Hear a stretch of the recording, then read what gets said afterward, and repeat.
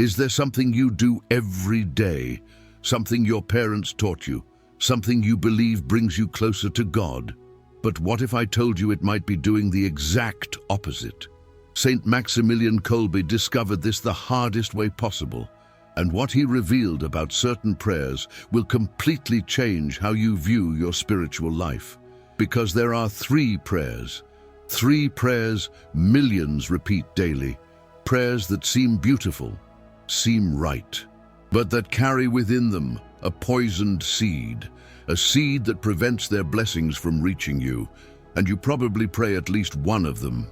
I know what you're thinking. How can a prayer be dangerous? How can words directed to God harm us? And most importantly, how could I be doing this without knowing? The answer lies in something Kolbe called the invisible traps of the soul. And today you'll discover exactly what that means. But before I reveal these three prayers, you need to understand something. What I'm sharing isn't theory, it's not interpretation. It's the result of decades of spiritual observation by a man who literally gave his life for his faith. Kolbe noticed a disturbing pattern. Devout people, people who prayed every day, people who followed all religious precepts, remained trapped, remained suffering, continued feeling their prayers rose to heaven and returned empty.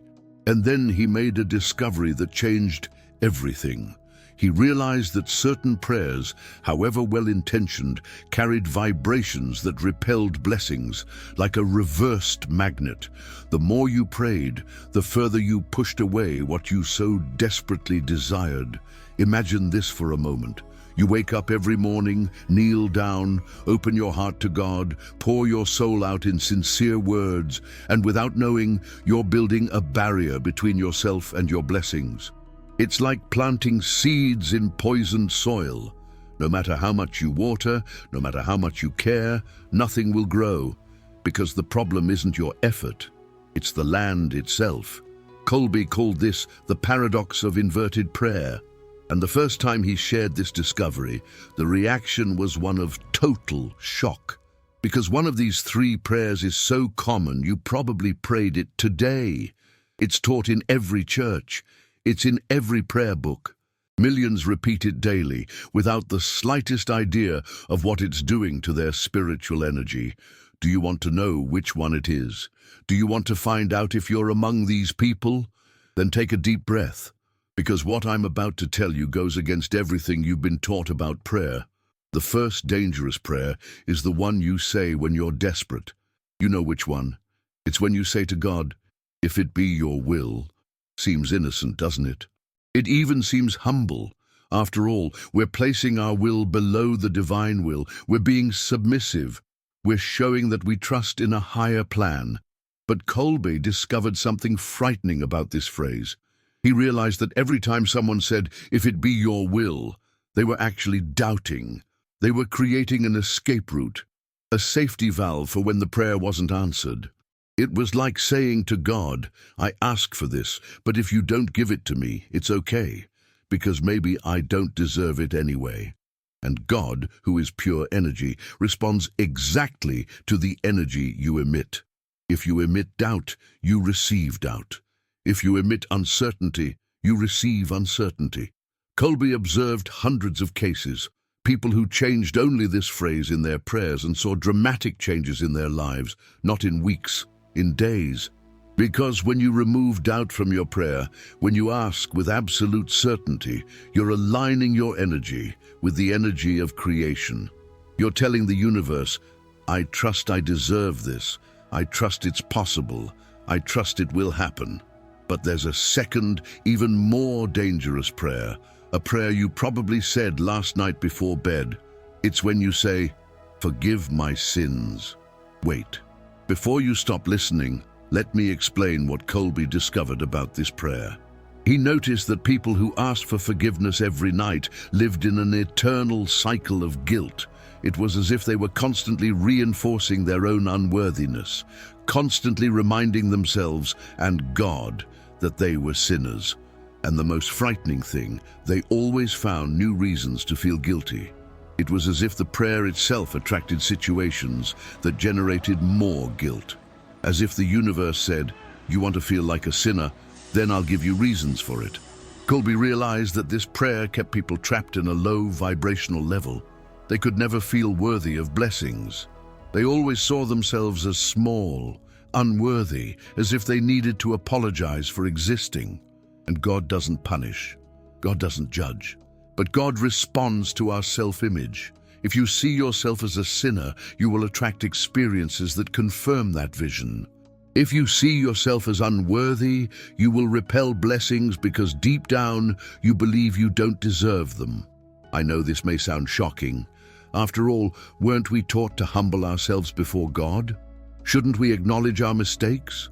Of course we should, but there's a huge difference between acknowledging a specific mistake and declaring yourself eternally a sinner. When you say, "Forgive my sins," you're speaking in the present continuous tense. You're defining yourself as someone who constantly sins. You're labeling yourself. Kolbe discovered that the correct prayer would be, "Thank you for the opportunity to grow and learn," or "Thank you for showing me the right way." See the difference? One prayer defines you as a sinner. The other defines you as someone evolving. One diminishes you. The other elevates you. And when you elevate yourself, when you vibrate at a higher frequency, you naturally attract blessings. You become a magnet for the best things in life. But the third dangerous prayer is the most subtle of all, and also the most devastating. It's a prayer that seems beautiful, that seems generous, that seems to show how much you care about others. It's when you say, "Bless those who need it more than I." Kolbe was shocked when he discovered the effects of this prayer, because it seems so noble, doesn't it? You're putting the needs of others above your own. You're being selfless. But in reality, you're doing two terrible things without realizing it. First, you're telling God that your needs aren't important, that you don't deserve to be a priority, that there's always someone more needy than you. Second, you're creating a scarcity mindset. You're suggesting that blessings are limited. Suppose someone receives, leaving less for you. This is the opposite of spiritual reality. Blessings aren't limited. God's love isn't limited. The universe's abundance isn't limited. When you pray for others to be blessed, you don't diminish your own blessings. But when you say, "Bless those who need it more than I do," you're creating a hierarchy of worthiness, automatically placing yourself at the bottom. Kolbe observed that people who prayed this way lived in a constant state of almost getting what they wanted, always seeing others receive what they desired, always feeling their blessings were diverted elsewhere. And the saddest part is, this prayer stems from a generous heart. It comes from people who genuinely care about others' suffering, but who don't realize they can bless others without diminishing themselves. The correct prayer would be, "May we all be abundantly blessed," or "May blessings multiply for all of us." See how that changes everything. You're not competing for blessings. You're expanding blessings. You're not putting yourself last. You're creating a virtuous cycle where everyone can be blessed simultaneously. Now, I know what you might be feeling right now. Maybe a little shock, maybe a little anger, maybe even relief. Because finally, there's an explanation for why your prayers seemed unanswered. And it's normal to feel this way, because you just discovered you were unknowingly creating blockades in your own spiritual life. But here's the good news. Now that you know, you can change, and that change can start today. Kolbe didn't stop at discovering the problem. He dug deeper. He wanted to understand why these prayers became so popular if they were so detrimental. And what he discovered will shock you even more. He realized these prayers didn't originate from original Christian tradition. They were introduced over centuries by people who had an interest in keeping the faithful in a state of dependence and low self-esteem. Think about it. If you feel unworthy, you're easier to control. If you think your needs aren't important, you won't question. If you doubt your prayers deserve to be answered, you accept any outcome as God's will. This isn't conspiracy. This is history. This is sociology applied to religion. And Kolbe, who dedicated his entire life to spiritual study, recognized this pattern. He saw how certain practices and certain prayers kept people spiritually small, not out of malice, but because of a system that benefited from people's spiritual insecurity. Now, you might be wondering, if these prayers are so harmful, why haven't I heard about this before? Why didn't anyone tell me? The answer is simple: because most people don't know. They repeat what they've learned without questioning. They pass down practices from generation to generation that might be sabotaging their own families. And also because questioning traditional prayers seems blasphemous. It seems disrespectful. No one wants to be seen as criticizing faith, but Kolbe understood something fundamental. Criticizing harmful practices isn't criticizing God. It's honoring God. It's wanting to connect with Him in the purest and most powerful way possible. And when you remove the blockages, when you clear your spiritual communication, when you pray in alignment with universal laws, the results are impressive. Kolbe documented hundreds of cases of people who changed just these 3 prayers and saw their lives completely transformed. There was a woman who had been unemployed for 2 years. She prayed every night, "God, if it's your will, give me a job. Forgive my sins. Bless those who need it more than I do."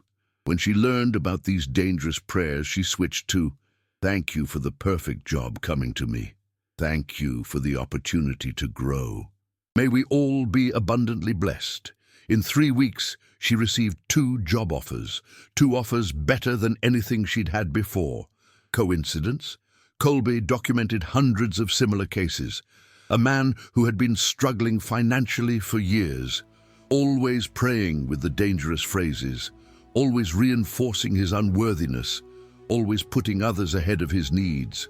When he changed his prayers, in 2 months, his financial situation began to stabilize. In 6 months, he was thriving. A woman who suffered from depression and felt constantly guilty.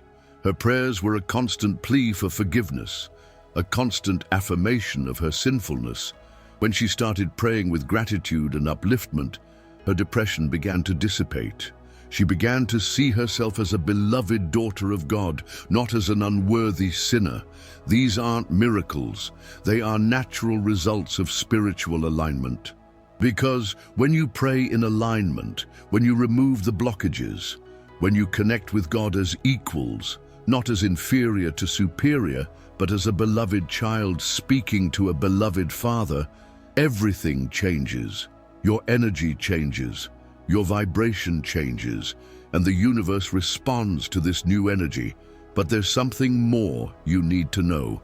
Something Kolbe discovered about the timing of these changes. He realized that it's not enough to simply stop saying the dangerous prayers. You also need to cleanse the energy they created over the years. Because every time you said, "If it's your will," you planted a seed of doubt in the energetic field of your life. Every time you asked for forgiveness generally, you reinforced an identity of unworthiness. Every time you put yourself last, you created a pattern of self-sabotage. And these energies accumulate, like layers of dust on a surface.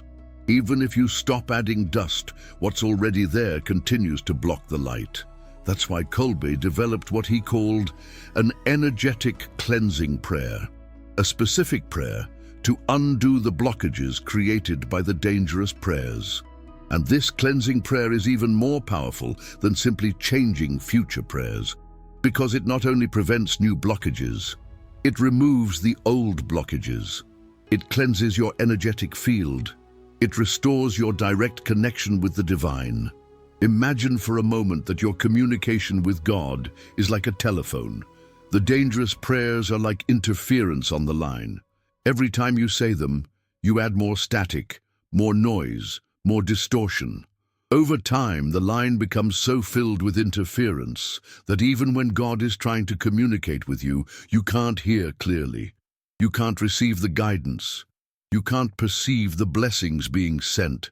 A cleansing prayer is like clearing your phone line. removing all the static, restoring a clear, direct connection. And when that happens, you don't just resume receiving blessings. You receive all the blessings that were being sent, but couldn't reach you because of the interference. It's like you had a spiritual mailbox overflowing with gifts you couldn't access. And suddenly, the box opens, and everything arrives at once. Kolbe saw this happen repeatedly. People who did the energy cleansing, and within days, started receiving signs, opportunities, meaningful coincidences that seem to have been waiting for years to manifest. But there's something even deeper to all of this. Kolbe realized that dangerous prayers didn't just block external blessings.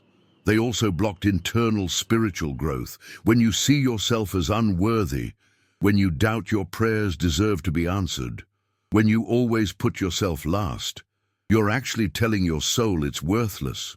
And your soul, which is your direct connection to the divine, begins to retract. It begins to hide. It begins to diminish its own light. It's like having a flame inside you and constantly pouring water on it. Over time, the flame gets so small you forget it exists. But when you remove the dangerous prayers, when you cleanse the accumulated energy, when you begin to pray in a way that honors your inner divinity, the flame starts to grow again. And a soul that remembers its own light is an unstoppable force in the world. It doesn't just attract blessings, it becomes a blessing. It doesn't just receive love, it radiates love. It doesn't just seek abundance, it becomes abundance. And that's what Kolbe really wanted people to understand, that the purpose of prayer isn't to beg favors from a distant God. It's to awaken the divinity that already exists within us. Dangerous prayers keep us in the role of spiritual beggars, always asking, always pleading, always feeling inferior. But the right prayers put us in the role of co-creators, partners with God, beloved children consciously participating in the creation of reality. And when you understand this, when you truly embody this, your entire life changes. You stop feeling like a victim of circumstances and become a creator of circumstances. You stop waiting for life to happen to you and start making life happen through you. Your prayers transform from desperate pleas into powerful declarations, from supplications into affirmations, from doubts into certainties. And the universe, which has always been waiting for this shift, can finally respond at the frequency you've always deserved. But now you might be wondering, how exactly do I do this energy cleansing? How do I undo years of prayers that created blockages? How do I restore my direct connection to the divine? Kolbe spent the last years of his life developing a specific protocol for this, a process he tested with hundreds of people before considering it complete. And what he discovered will surprise you. Energy cleansing isn't complicated. It doesn't require elaborate rituals. It doesn't need special objects or esoteric knowledge. In fact, it's so simple you can do it right now, while listening to this. But before I teach you the cleansing protocol, I need you to understand something crucial, something that will determine whether this cleansing will work for you or not. You need to be willing to forgive yourself. I know it seems obvious, but most people, when they discover they were doing something harmful without knowing, enter a cycle of self-blame. How could I have been so stupid? Why didn't anyone tell me this before? How many years did I waste praying wrong? And this self-blame, ironically, creates more blockages, creates more interference in your spiritual connection. Kolbe always said, the repentance that elevates is different from the repentance that diminishes. The repentance that diminishes is when you punish yourself for the past, when you keep dwelling on mistakes, when you feel stupid or inadequate. The repentance that elevates is when you are grateful for the opportunity to grow, when you see mistakes as necessary steps to get where you need to go, when you transform the past into wisdom. So, before we begin the cleansing, I need you to make a conscious decision. Will you choose the repentance that elevates or the repentance that diminishes? Because if you choose to punish yourself for the prayers you made without knowing they were harmful, you will create new blockages. You'll replace one problem with another. But if you choose to be grateful for discovering this now, if you choose to see this revelation as a gift, as an opportunity for evolution, then the cleansing will work powerfully and definitively. The choice is yours, and this choice will determine everything that happens from now on. Assuming you chose the repentance that elevates, let's go to Kolbe's energy cleansing protocol. The first step is what he called recognition without judgment. This means recognizing the dangerous prayers you made, but without judging yourself for having made them. It's as if you were looking at your past through the eyes of a compassionate observer. You see what happened. You understand why it happened, but you don't condemn yourself for it. So silently or in a low voice, you will say, I recognize that I used words that created blockages in my spiritual life. I recognize that I doubted my worthiness. I recognize that I put myself in a position of inferiority, and I recognize that I did this without knowing, with the best intentions, based on what I was taught. Feel how different this is from blaming yourself. You are taking responsibility without punishing yourself. You are acknowledging what happened without creating drama around it. The second step is what Kolbe called active energy release.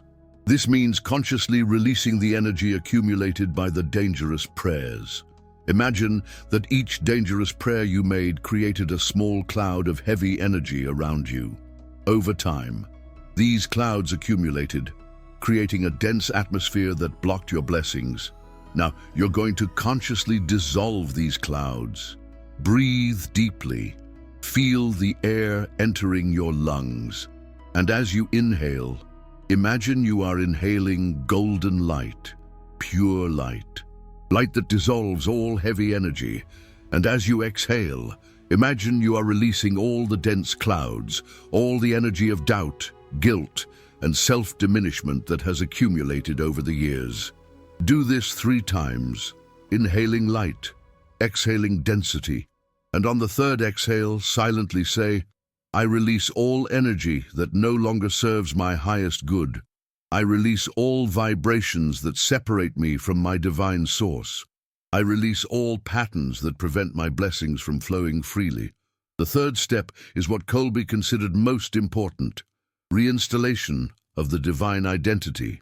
Because it's not enough to remove the blockages, you also need to remind your soul of who it truly is. And who you truly are is not an unworthy sinner, not someone who needs to beg for spiritual crumbs, not someone whose needs are less important than others. You are a beloved child of God. You are a unique expression of divinity.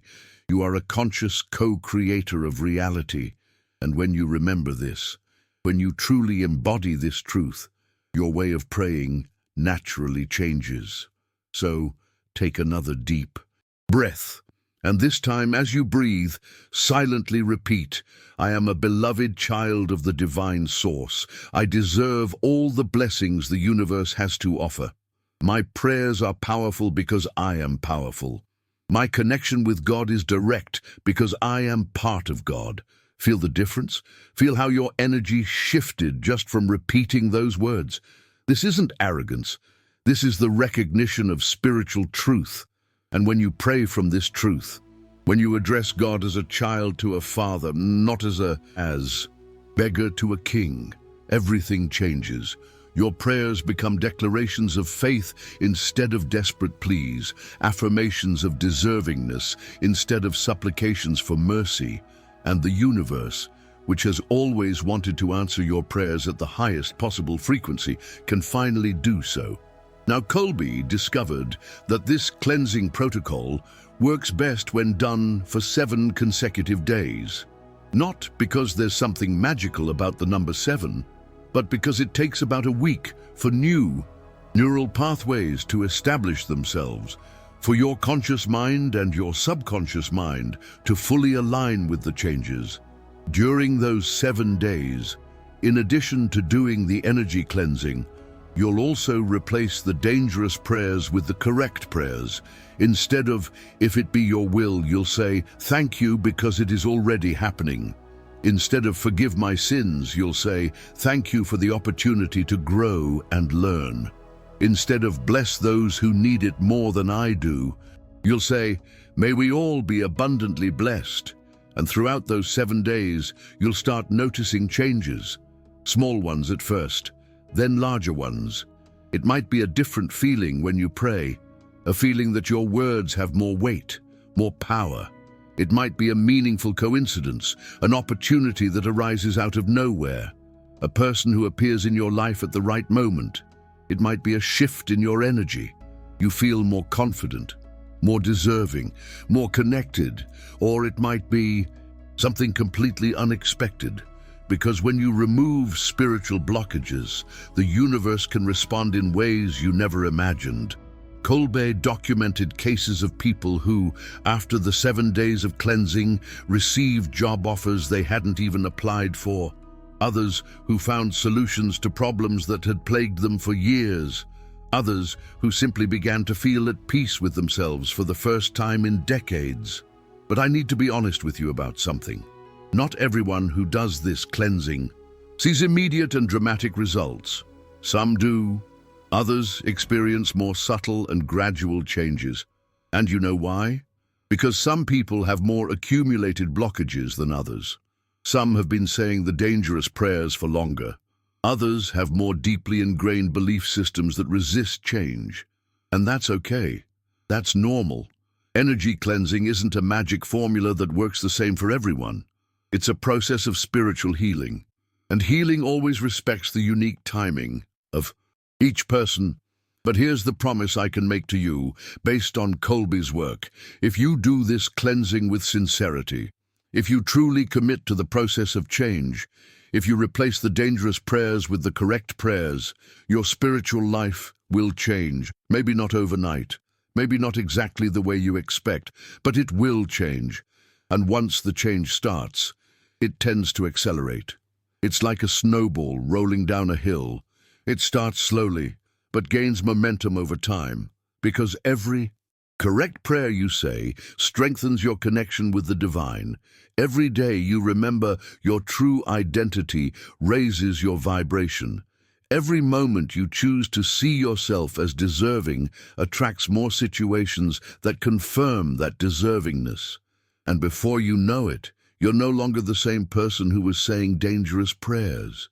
You've become someone who prays with power, someone who connects with God as an equal, someone who attracts blessings naturally because they know they deserve them. But there's one last thing Kolbe wanted people to know, something he considered essential to maintaining the results of the energy cleansing. He realized that some people did the cleansing, saw wonderful results, but after a few months, returned to their old patterns, because family, friends, religious environment continued to reinforce the dangerous prayers. It's difficult to maintain a new way of praying when everyone around you is praying the old way. It's like trying to maintain a healthy diet when your whole family eats junk food all the time. It's not impossible, but it requires constant awareness. So Kolbe developed what he called vibrational maintenance. Every morning, as soon as you wake up, before you even get out of bed, you take a few seconds to remember who you truly are. You remember that you are a beloved child of God, that you deserve all the blessings, that your prayers are powerful. And at night, before you go to sleep, you give thanks for the blessings of the day, even if they were small, and reaffirm your direct connection with the divine.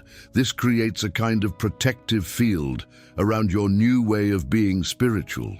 Even if during the day you hear dangerous prayers, even if someone tries to convince you that you don't deserve certain blessings, you have this daily anchoring in truth. And over time, this anchoring becomes so strong that nothing can shake it. You become immune to the low vibrations of others, not because you judge them, but because you are so established in your own high vibration that you no longer resonate with lower frequencies. It's as if you've changed radio stations. You no longer hear the sad songs because you're tuned to a frequency that only plays uplifting music. And when that happens, when you reach that level of vibrational stability, your life becomes a living example of the power of correct prayers. People begin to notice you're different. They see a special light in you. Good things happen to you with unusual frequency, and naturally, they start asking what your secret is. And that's where you have the opportunity to share what you've learned, to help others uncover the dangerous prayers in their own lives, to become instruments of the same transformation you experienced, because that was Kolbe's vision. Not just that a few people would discover these truths, but that they would spread, that a new way of praying, a more powerful and aligned way, would become commonplace. He dreamed of a world where people knew they were beloved children of God, where no one would diminish themselves in prayer, where everyone understood they deserved abundance, love, and happiness. And he believed this change would begin with people like you, people willing to question harmful traditions, people courageous enough to change their way of praying, even when it goes against what they've learned, people who value spiritual truth more than social conformity. Now, I know you might be feeling a mixture of emotions right now. Perhaps gratitude for discovering this information, perhaps anxiety about how to implement these changes, perhaps even resistance, because part of you still thinks that humbling yourself before God is necessary, and all these feelings are valid. Deep spiritual changes always generate intense emotional reactions. It's a sign that something important is being touched within you. But remember, you don't need to change everything at once. You don't need to completely revolutionize your spiritual life today. Start slowly. Choose one of the 3 dangerous prayers, the one you most recognize in your own practice, and work on replacing it with the correct version. Observe how you feel when you pray in the new way. Pay attention to the changes, however small they may be, and when you feel comfortable with that change, add the others. The important thing is not the speed of the transformation, it's the sincerity of the intention. Kolbe always said, God doesn't look at how fast you change. God looks at how true you are in your desire to change. And if you've come this far, if you've listened to this entire explanation, if something inside you resonated with these truths, then that desire already exists. You've already taken the first step. The rest is just a matter of time and practice. But there's one last thing I need to tell you, something Kolbe considered crucial to the success of anyone who decided to implement these changes. You will encounter resistance, not necessarily from other people, although that can also happen, but mainly from yourself. Your conditioned mind, which has spent years or decades repeating dangerous prayers, will try to pull you back to old patterns. It will whisper, "Who do you think you are to deserve so many blessings?" It will question, "What if you're being arrogant? What if God doesn't like your new attitude?" It will try to convince you, "The old prayers worked well. Why change now?" And when that happens, and it will happen, remember what you've learned here. Remember that resistance is not your true voice. It's just the echo of years of conditioning. Remember that Kolbe, a man who dedicated his entire life to the service of God, discovered these truths through careful observation and genuine love for people. Remember that you deserve a direct and powerful connection with the divine, and most importantly, remember the results you'll begin to see when you implement these changes, because the results will be your most powerful confirmation that you're on the right path.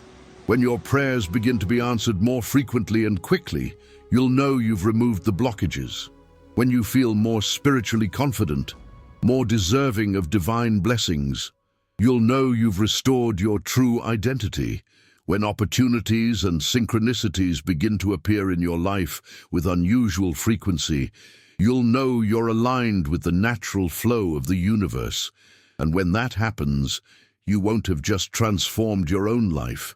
You will have become living, a proof that there is a more powerful way to connect with God, a way that honors both the divinity and your own dignity as a beloved child of that divinity, a way that attracts blessings instead of repelling them, a way that lifts instead of diminishes, a way that works.